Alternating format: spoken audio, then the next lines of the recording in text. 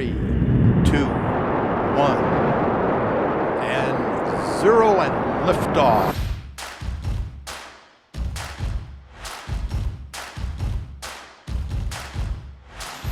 Hey everyone, this is Greg Lafferty, the Rocket Guy, and you're listening to the Rocket Guy Real Estate Investment Network. Come check us out at therocketguy.com, where we have lots of extra things, blogs, and articles, full-length teaching presentations, and other things, just to help you investigate what it's like to be a real estate investor, or maybe even some good old-fashioned financial advice and instruction. You know, it's all about education here at the Rocket Guy. So feel free to come check that out. So today, I want to kind of peel back a few things and talk about some of the skills. 25 years, 25. That's how long I've been doing all this. So the last 25 years, I've had to learn a ton. Okay. And really it's been a great opportunity. I'm a continual learner. I just soak it all in like a sponge. So I love to learn. I love to grow. You know, my mom was a teacher. I had lots of teachers in the house around me growing up. And so I love to learn. But I didn't have to learn it all overnight, right? It's been 25 years in the making. But I wanted to kind of peel back some of these topics because I want to expose you to some of the things that you might get to learn along your investing journey and help you kind of decide, are these the things I'm interested in doing or nah, you know, really this isn't for me. So let's kind of dig right into this and kind of jump right in. And some of those skills and some things that I really wish I knew when I started out. I was like, dang, man, I wish I knew that. And, you know, really, you know, if you're an active property manager or just a passive investor, you know, things, some of these topics really are going to be at, you know, they might not apply, right? You might have experts that help you with some of these things, but a general background of knowledge always helps in conversations, right? Even if you have a CPA who does your taxes and does all that kind of stuff, you know, if you can at least have an intelligent conversation and kind of understand the topics is very beneficial. So to be an investor, somebody says, hey, Greg, what does it take to be an investor or a property manager? I'm like, I don't know. It's really pretty easy. All you have to do is know people, know property, know money, and know the law. That's it. It's not that complicated. Just people, property, money, and the law. That's it. That's all you need to know. It's not very complicated. So all you have to be is a salesperson, an accountant, an attorney with a tool belt. Okay. That's all you got to do. Just show up. Just show up and know all those things.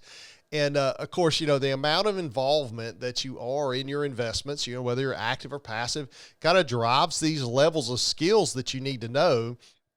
But I just want to kind of peel some of these back and talk about each one a little bit and just kind of open your eyes up just a little bit. So people, okay, people, property, money, and the law. So let's dig into people. You know what? Let's face it, there's over 350 million Americans. People are everywhere. So I have a friend, really good friend of mine, and she goes, I don't like the people. Okay. She uses it as a verb. And that's pretty funny, but people are everywhere. So if you're going to deal in real estate, you're going to have to get used to dealing with people. Just it. If you don't like people, it's a little complicated. Even if you're a passive investor, you have to deal with a property manager, right? Somebody's got to help you manage the investment, even if you don't want to deal with the tenants and the contractors, maybe deal with buyers and sellers, right? Because if you're flipping property, you have to deal with both sides, or if you're even a long-term investor, you have to go and find somebody who's willing to sell, and then later maybe you want to sell your property. You got to deal with buyers and brokers and all these people, okay? Even government authorities. The other day, I got a letter in the mail saying, you must move this car off your property. I'm like, I don't even know whose car that is. It's just sitting in front of one of my apartments. I don't know. I drove by it. It's sitting on the rims. Okay. The tag's been expired since like March. It's November. Okay. And they're like, you must move this. So I called the guy up and said, look, I don't know who this is. I have no idea. They said, don't worry, Mr. Lafferty, we'll take care of it. I mean, so it's dealing with people, right? Just being honest with them, taking their needs into account, listening, right? All those kind of skills that your mama always said, you know, you must hear in order to be heard, right? So you got to improve your listening skills, be empathetic, right? Show some empathy to somebody because tenants have problems. You are in their lives, Okay. You're totally in their lives. You're part of it. Had one the other day that, her mama called up and said she has cancer, right? You're in their lives. So you have to kind of, and that's the other thing, relatives of tenants. It's not even just tenants. It's the relatives of tenants. Okay. I have aunts and uncles and cousins and all call me up occasionally. And so, so-and-so, she's having problems. I'm like, oh my goodness, who are you? And, so you are in the people business, okay, especially if you're actively involved. But even if you're passively, you still have to, passive investor, you still have to manage property managers, maybe other financial advisors, CPAs, other things. You might not have to deal with the tenants themselves, maybe not the contractors and maintenance folks, but you still have to deal with people, okay? People are everywhere. That's kind of the point. How about property? So we talked about people. How about property? You know what? We are investing in real estate, so we need to deal with the property, right? So it's not like we're investing in cars where we need to deal with cars. We're investing with stocks and we need to deal with stock. We are dealing with property. So we need to understand property analysis and how we do acquisition evaluation. That sounds like a pretty big college phrase, acquisition evaluation. I love that. Just came off the top of my head. So how about working through maintenance issues, right? We need to understand how a building works, a house or an apartment building or a commercial building. We need to understand how the building works. Sewage flows downhill, people. Okay. That's how the sewer works. Flows downhill. If something's in its way, it's going to plug up and back up. Okay. It's a problem. So water does not like to freeze. If water freezes, pipes burst. I mean, we need to understand these kind of things, at least in general. Understand if there's a problem with the electrical, there's a breaker panel somewhere in the building or a fuse box. You got to turn that thing off. Okay. So, we have to kind of generally understand how these systems behave and work, right? Because some contractor is going to start using all kinds of words that he makes up as he goes. And you have to sit there and go, that doesn't really make sense to me. Can you explain that a little bit more? Because that doesn't align with how I've understood this thing to work in the past. And he's going to scratch his head and go, okay, this guy's not a sucker. Okay. So you have to be able to work through some of that. And really, some of it's just a matter of using common sense to make a judgment call, right? So, if you've never plunged a toilet in your life, okay, probably ought to practice. Okay, just to understand how this stuff works. Walk through your own house, find the breaker panel or the fuse box and start throwing switches and see what happens. You got to understand these things. If your mother or dad never taught you how to do these things, probably ought to watch a little YouTube, okay, and kind of understand. It's not that you're necessarily going to strap on your tool belt. We just did a lesson on how much maintenance do you want to do by yourself, okay? You don't have to strap on a tool belt, but somebody might call you and at 2 a.m. one day and say, hey, my apartment's flooding. What do I do? And you might have to give them some immediate direction to kind of help self-rescue until the plumber can get there. Okay, so some of that just has to happen. So people and property. Now let's talk about money. Money. Okay, sorry, I won't sing for you. But it involves money, right? This is an investment. So we need to treat it like an investment. It's not just, hey, I just want to roll around and go talk about all the houses I own. Okay, the whole goal of this is to build your worth, to build your cash flow, right? To build those kind of things to help you invest your money and grow your portfolio. That is the whole reason why we invest in real estate, not just so I could drive by and go, yeah, I own that. Okay, so you need to have some exposure into taxes, maybe bookkeeping, right? That's a big deal, right? Do I have checks coming in and out or Venmo or whatever you got going on, right? Am I making more money than I'm spending? Okay, basic bookkeeping and budgeting and, the most important one, cash flow management. I had a situation this year where somebody said, hey, Greg, we should have probably told you in like March or April, and I know it's like September, but you've got a big tax bill this year. I'm like, whoa, Jack. Okay, I have spent 25 years managing my cash flow. Okay. That is probably one of the most important skills you can learn is okay, what's my cash in the bank? How does that look? What kind of bills do I have coming over the next little bit? What kind of income do I have coming in? Are there maintenance things that I need to prepare for? Are there moves that I can make? Is this the right time to go ahead and replace the roof, or is it a time to just kind of hold? Is there a move out coming and I need to save up and have some cash ready for that? Is it a time to refinance and change the structure of that debt payment to improve my cash flow, or do I hold right here? All those things are all about cash flow management, and that's just a skill you have to practice and get better at.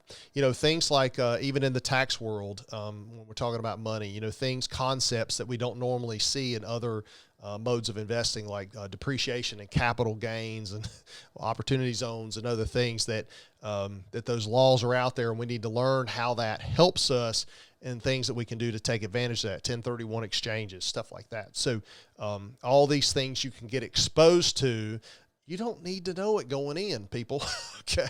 These are things that you just need to be exposed to over a course of 25 years. What about legal? Okay. So we talked about people, property, money, and the law now. So, really there are a ton of laws written about real estate, right? Just in how you buy it, how you sell it, who can get commissions on those transactions, how that works. How about lease contracts, right? As an investor, we'd like to rent out our property. How about lease contracts or the purchase or sales contract, right? Just being able to understand what that language means and normal terms versus, hey, this isn't very normal, okay? And how that works. And then what about the eviction process? We've talked about that in a prior lesson, what that's like and how we kind of manage some of that. So the eviction process, when you can evict them in your state, when you cannot, all that varies by the state laws and local rules and things like that. What about fair housing? There's federal fair housing laws and things like that. So how do we just treat people fairly, right? And it's kind of wrapped up in a law. So we need to kind of pay attention to that. What about local zoning and ordinances? That call that I had to make to the city official about that car. That was all about local ordinances, right? It violated some kind of beautification ordinance, right? This ugly car is sitting there half torn apart, sitting in my parking lot. That was a violation. So I had to correct that. We get what I call the grass letters around here. So if the grass gets too tall, even though I'm not responsible for mowing it because my tenant is, the grass gets too tall, I get a letter. And then if it doesn't get cut, the city hires somebody to come cut it and they send you a bill. So anyway, there's reasons behind all those rules, but those are the rules. As my uncle usually says, them's are the rules. So those are the rules of the game. So it's important when you're playing a game, and the game is real estate investing, and it's important when you're playing the game that you know the rules, and the legal side of things is how we lay the rules out. So it's very, very important. So all those are skills. Really, it's that simple. Okay. It's really that simple. But you're sitting there probably going, Greg, there is absolutely no way I can invest in real estate because I don't have their skills, okay? I don't have those skills. So how can I invest in real estate? Wouldn't it be just easier if I just put my $50 aside every month in my 401k and call it good? No, okay? That's not what we're talking about. First of all, you probably need to put more than $50, okay? You definitely need to put more than $50 a month. But you can develop some of these skills over time.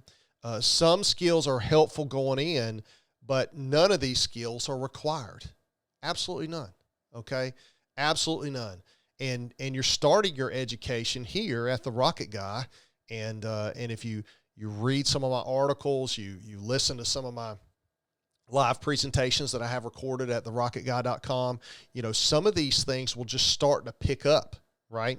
Some of the skills you'll have going in, some of the skills you'll pick up along the way. But I will tell you that the better or more familiar you are with some of these skills, the better you will be as an investor or a property manager. Okay. And it's kind of interesting that some of these skills kind of overlap. I would say probably the leading skill or the most important skill is that people skill, right? And how do I deal with the people? Because it overlaps in most of the areas. So how do I avoid having a problem with legal and the eviction process is, hey, look, I'm treating my tenants like I'm supposed to treat them, right? So that overlaps. How do I work through a maintenance difficulty? Right, is that I work with my contractor from a people side, and we talk through the problem and figure out a solution, and I deal with the tenant and talk them through it, and kind of work through all that. How do I handle an ordinance problem? I make a phone call and I say, hey, look, here's the deal. What can we do together to make this right? So that is one of the more important skills. And some of that is kind of a natural thing, and some of that is something that you can teach yourself and work on. But I just encourage everyone to be a constant student, someone that's ever learning, someone that's always cracking open a book, listening to Audible, listen to YouTube people like me, whatever, okay, or don't listen to me. I really don't care, okay? But to be a constant student and ever learning, but there's good news, because you're probably stressed out right now. Oh my goodness, I had this whole vision. I was going to build a real estate empire and I hate people. So Greg just said, I'm going to suck and I'm never going to be good at it. No, I didn't say that. There's good news, people. Okay. So the good news is that we've talked about building teams and managing teams and how important that is. And one of the things that it really helps with is it helps fill the gap of the skills that you lack. Okay. And so if you don't like dealing with people so much, then maybe you hire that out. Okay. And if you are really not a good maintenance person, you don't understand how a house works, you have no earthly idea, then maybe you can find somebody who's really good at that.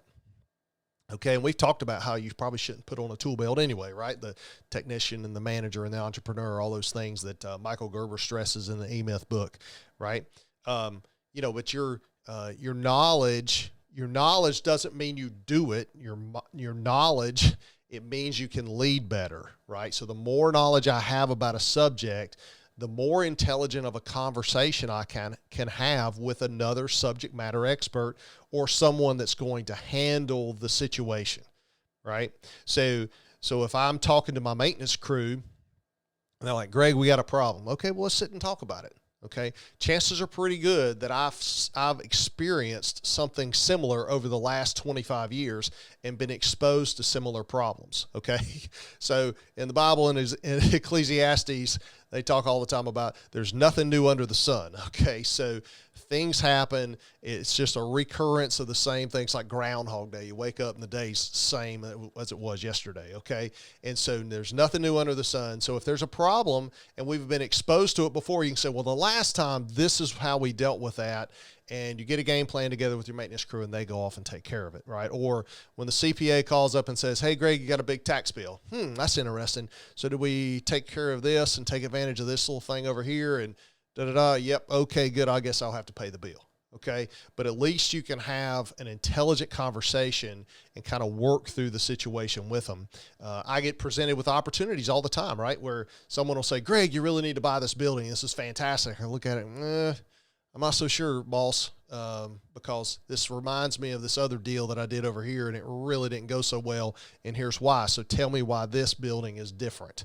Okay, tell me how I cannot make the same mistake I did the last time.